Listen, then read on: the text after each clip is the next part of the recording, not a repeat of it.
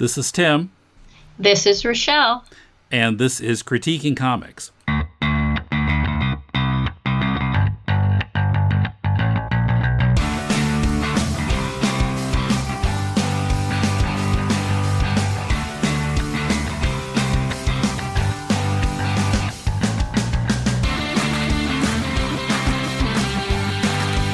Welcome to Critiquing Comics. This is Tim in Tokyo, and this time we have a new face in the co-host chair, Rachelle Meyer, who Mulele and I talked about her comic Holy Diver back in Critiquing Comics 186 at the beginning of this year.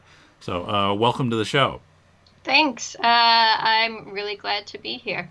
Yeah, so what have you been working on since Holy Diver? Well, I'm working on the follow-up to Holy Diver, which is completing this entire chick track-based trilogy, which is actually called the Texas Tracks Trilogy. And I finished the second book, which is called Joyride. And right now, I'm on schedule to finish the third book by the end of next month. And that one is called Rainbow Collie.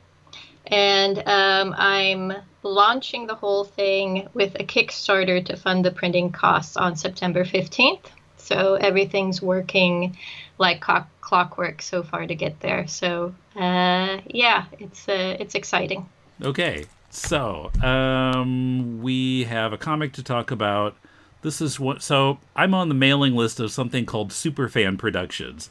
And I get stuff from them every once in a while. And this was something that they sent me. It's called Adora and the Distance by Marc Bernardin, who is a TV writer of Star Trek Picard and other stuff. I don't watch American TV. I don't know what this stuff is. I've heard of Picard. I know who Picard is. Yes. So. Yeah. And the art is by Ariela Kistantina. Let's start with the art, because there's a big twist in this that we're going to spoil later. I know, it's going to be hard not to talk about it, but I will restrain myself. Yeah. So we can talk about the art first and the coloring. And I thought it was a really beautiful book to look at. Yeah, definitely. Thanks for inviting me to review this with you, and I really enjoyed the story. Since I'm also a writer illustrator, I can definitely dive right into the art part of the review. Mm-hmm. To start with, I found the paneling really inspiring. I think she does some really interesting things with pacing and storytelling and the placement of all of the panels, and playfully breaking out of the frames without being too jarring with it. So that was really fun to go through. Yeah. And what are your thoughts? Okay. Well, I guess what really drew me in was the coloring, colored by Bryan Valenza. I thought he's using a really nice palette. Yeah. It has kind of a lot of what I want to say, depth. It looks like a very rich world. So yeah, that was the thing maybe I liked best about the comic was the colors.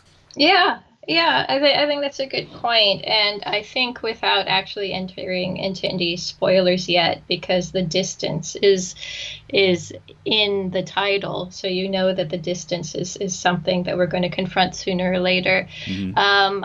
I was wondering, while I was reading the comic, if their choice of representing the distance as something that's a bit intangible was actually rendered by the colorist or rendered by the artist, because there's a goal in the story. They're going somewhere, and the distance is something that you can't represent. It's kind of like the kind of movie device that you would find in Pulp Fiction, where you never see what's in the suitcase. You know what I mean? Mm-hmm. At the end of Pulp Fiction, you have to find a way to represent it, and he represents it.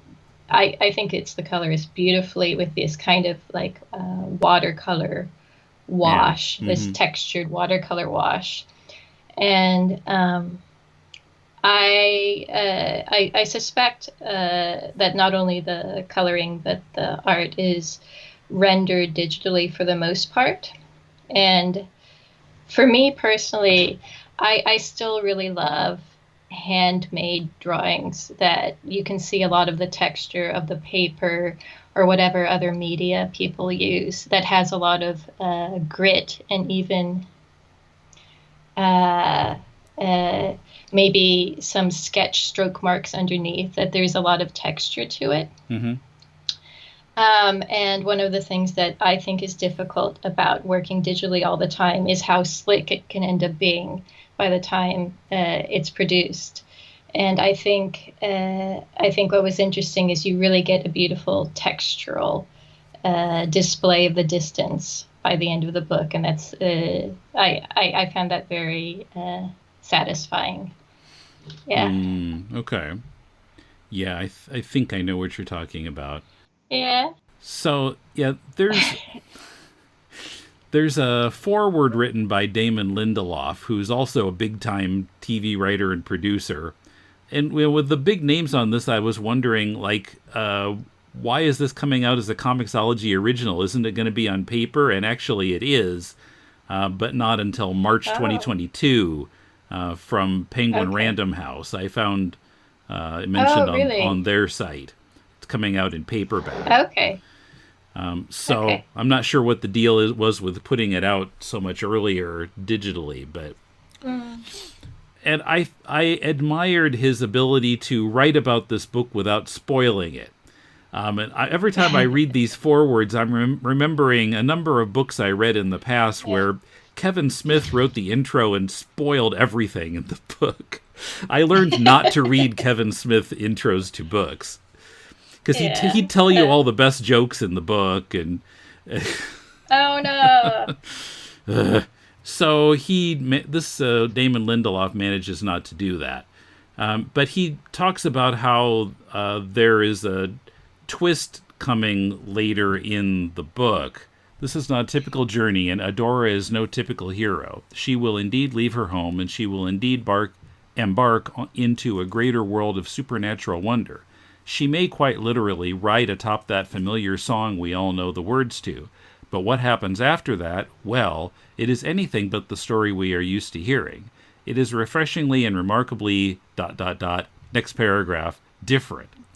And it kind of goes on like that, and I think some of the reviews quoted on an earlier page, like the very beginning, also talk about, how it... what's the quote from Neil Gaiman? Adora in the Distance begins as a fantasy, all fun and brilliance, like a Game of Thrones for teenage girls, and then transmutes into something deeper and more moving, a reflection of an interior life that solves all the riddles it has propounded in a way that is both satisfying and heartbreaking. I'm so glad it exists.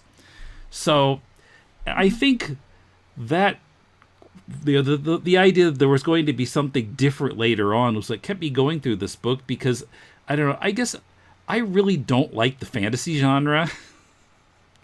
This is just not for me, and I think part of it is that it all just seems the same to me. Also, I've not experienced Lord of the Rings at all, which is where all the rest of it comes from, I think. And maybe if I read that, I would like it or see the movies. But all of the second and third hand echoes of it just come off to me as kind of the same and not very interesting. But I kept going formulaic, exactly. But it's going to turn into something different. What's it going to turn into? So the story is about a little girl named Adora who is in a fantasy environment, and something called the Distance is coming for her. It's going to destroy everything. And she goes on a quest with a bunch of other people to try to face it down so that it won't destroy the city and kill everyone. And the people who are accompanying Adora on this journey all kind of made me roll my eyes. Because they were kind of the most obvious fantasy characters ever. And some of them, there was like something weird about their names, which by the end of the book I knew why, but at the time I was like, huh, why? So we have a swashbuckling French guy named Grégoire. I'm not probably not pronouncing it right. A Falstaff-like Italian named Antonio, an Arabian named I like Jafar. Antonio, though. Yeah. Antonio was my favorite. Yeah, I mean, he seems like a friendly enough character. And then this Turkish guy named Murray, and I thought, boy, that's weird. It's like he's being patterned after someone named Murray. And also a guy called Elmore, which sounded like linguistically suspect. So they all turn out to represent certain figures in children's media. The Wiggles and Elmo from Sesame Street. So Murray really is a Murray. Okay, so the big spoiler is, so if you don't want to hear it, quit listening now. I'm tempted to do a drum roll on the desk right now. Adora and her situation represent a real-life girl, Bernardin's daughter, Syfy, who is autistic. And it's about her struggle to work through autism. And that's fine, and it's kind of touching, but it made me feel like the fantasy aspect had gone on way too long. Yeah. And maybe it's just because I don't like fantasy, but I didn't feel like... I felt like the fantasy aspect, then once I knew what the twist was, that it had just been kind of, I don't know, hitting the same point over and over again. Yeah. So I really, looking back, then really wanted something more from the first 3/4 of the book. And I felt like it had been kind of leading me on and didn't quite pay off for me. I don't know. Okay. How did you feel about it? I can see where you're coming from, but I'll also say that when I review things, which I don't do as often as you, to as many people as you do, but I have a very binary system of reviewing things, which is that I call it the goosebump factor, which is if I finish a book and I have goosebumps, that means it's worth sharing with people. And it's uncontrollable. It's not very intellectual. It's nothing. It either happens or it doesn't. And I also found the fantasy segment of this book to go on for a while and be a bit predictable. And I'd like to talk about that more afterwards. But when I got to the end, and like I was telling you before we started recording, I read the Vanity Fair article about this comic before reading the comic. So I also knew that there was going to be a surprise at the end and that it was basically about autism. I still got goosebumps. I got goosebumps as the story ended. I even get them right now. There's something to it. This is why I love books. This is why I love stories, because I get really a real emotional payoff from certain books. And when I got to the end of this book, I got goosebumps. So I have to say, for me, it was a rewarding read. I also wondered, because it's about an escapist world, could it have been written in different ways? And I'm sure the writer also thought about this.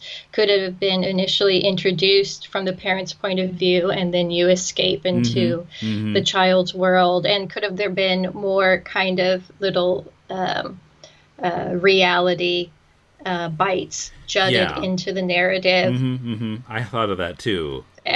Looking outside, and that could have been interesting as well. But I think he was looking for that payoff of you're surprised by the end, which unfortunately, because of media coverage, none of us actually were. But I mean, the whole thing that's talked about in the foreword as well as being a hero's journey, which comes from this whole, kind of Joseph Campbell strain of looking at narrative as having a purpose and giving us direction in life. I think so many people have adapted it and used it to good effect. I mean, it's the whole basis for the Star Wars trilogy as well, that there's a young hero and they go through these difficulties and they ultimately come out transformed and get to a good place. I'm also not the biggest fantasy fan, so I went into this wondering how it would all turn out and how it would work as something that is tackling a very heavy subject. And for me, the payoff was ultimately worth it because I got the goosebumps, as I said. I mean, but I did when I got to that part, and I had not had it spoiled for me because I didn't read the Vanity Fair article. And when it got to that point, I said, "Oh." I just said it out loud. I don't know that I got goosebumps, but I think I liked that part of the book the best. And I really wanted to see more of actual Syfy. I wanted to see more of that part of it. And I also had the thought that rather than making it a twist, it might have been more interesting, to be going through the fantasy book and then cutting to like what was it about that part of the fantasy story that was representing something in Sophie's life, because I was having a little trouble making the connection of I wanted more explanation about what the distance is actually in Sophie's life. There was some mention that some autistic people managed to get university degrees, but I felt like maybe too much knowledge of autism was being expected of the audience, and I don't really have much experience with autism, so I wanted more there. Yeah, I think. Well, I have friends who have autistic kids, and I'm also not terribly well educated on autism, but I do have this other personal tendency that every time I read about a different syndrome or disorder, I wonder if I have it because I also there's something called highly sensitive person, and I remember reading that. I was like, oh, maybe I'm a highly sensitive person. And every time I read about different kinds of symptoms of I don't know syndromes or different kind of ways of thinking or being, I always wonder, I think I could see me in that a little bit. But it did lead me to think more while reading this book and thinking about what he's trying to represent with autism, about how much of the way he's representing it in this story could also be a reflection of what it's like to be a writer or a creator, and how satisfying it is to escape into your alternate world when the real world is very messy.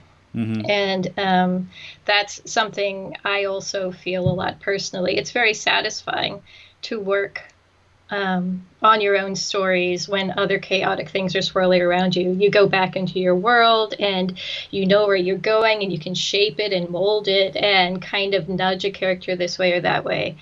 And I think even though he's writing through the experience of being a parent of an autistic child, I think it might also be mirroring some of his own escapist tendencies to enjoy going into this fantasy world himself, when the world of not just parenting autistic child, but the rest of the world is so chaotic, and how satisfying it can be just to escape into that world. Yeah, for anybody, not just autistic people. Yeah. Well, I mean, autistic people, as I understand it, might have trouble getting out of that world. That's I guess what the characteristic of autism is. But when I was thinking about the spoiler aspect of this story as well, I had just gone gallery hopping with a friend last weekend, and I had a conversation with her about how you approach looking at different artworks. And there are people who like to read the title cards before they look at the art, and there are people who just like to approach the art without being informed by a text or the context of how it was made or anything like that. And I have to admit, I always like peeking at the cards, especially if the art is kind of difficult to understand. You're like, but I want to know where they're coming from. Yeah, give me some help. Yeah, but and I think it was a little bit like that with this story too. I was tempted to learn more, and I read about his personal situation, and I think most creative people would like to think that the work stands alone and it shouldn't have to be buried in the context of why it was created all the time. But it lent a lot to it to me. So and I can't take that away from it. So yeah. Yeah, I mean, I think the concept was good, but it wasn't, from my way of thinking anyway, it wasn't executed in the best way it could have been. Yeah. Because I wanted more of the connection between the fantasy world and the real world and the story, and the real world is just a few pages at the end, and then we're out. Yeah. So.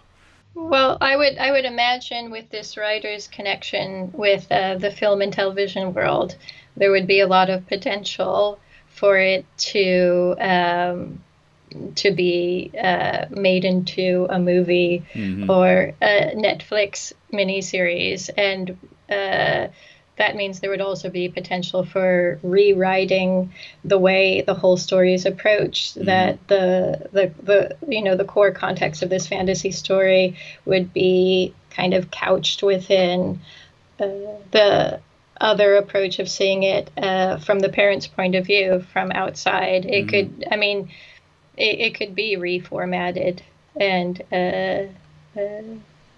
repackaged in that way, I think. So. Yeah, and maybe be a little more educational about autism to the rest of us who don't have a lot of experience with it. Because I really wanted to understand more about it from the story. Yeah. Yeah. But it's very nice to look at, for sure. Yeah. So I keep going, kind of going back to the art and the colors, because I really like that aspect. Are you looking at it right now? Yes, I am. Yeah. Do you have more than one screen going on? No, I just have one screen. Because I'm trying to use my tiny iPad while we're talking. Okay. I do have one critique for the art that I hope is helpful rather than not helpful, which is I noticed that there were times, and I say this as someone who draws as well, where you would see several characters in one frame, and it would seem as though my feeling is that she had drawn these characters separately and then kind of composited them in one frame, because if you look at how it would work within the rules of perspective, it would seem as though the horizon line wouldn't really match where all of the characters were. So I think if you could imagine, you're looking at one character from 2 feet above their heads and another character from their about like shoulder height or something. And there were a few of these panels that struck me as, maybe being composited rather than developed from one sketch. Like, stuck together electronically? Yeah. And I'm saying this as someone who draws a lot and works digitally as well. And I think given the deadlines that are involved with creating comic art, I think she may have had to be like, okay, I'm going to put this person there and that person there, and I'm going to put them in this one, and had to work rather quickly. But I think it's always good as a foundation to work with one sketch and make sure that they kind of fit within the perspective of that one scene. But that's just like a wee little thing that as a... I didn't notice that. Did not see that. Yeah. when I do sketches, I actually place these little eyeball lines on the sides of my sketches and stuff to be like, okay, where are my eyeballs? Where am I looking at it? And all of this kind of thing.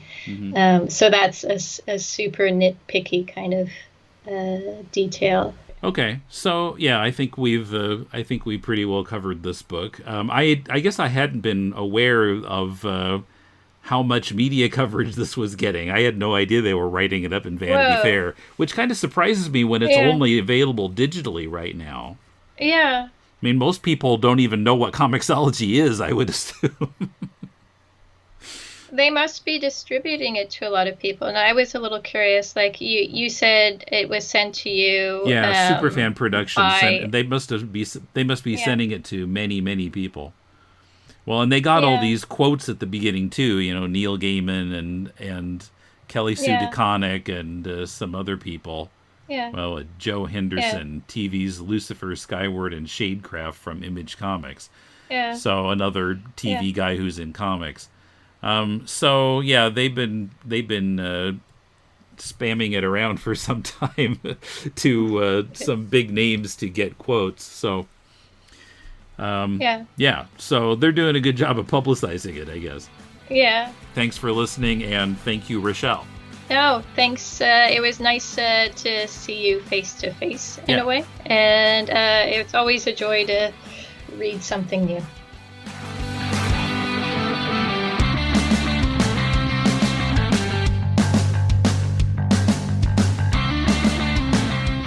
Adora and the Distance is currently available on Comixology. If you're looking for some constructive feedback on your comic, send it to us and we'll critique it on this podcast.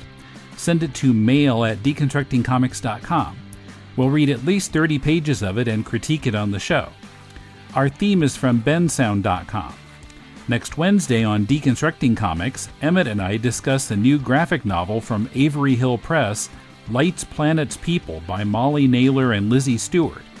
Till then, this is Tim, and thanks for listening to Critiquing Comics.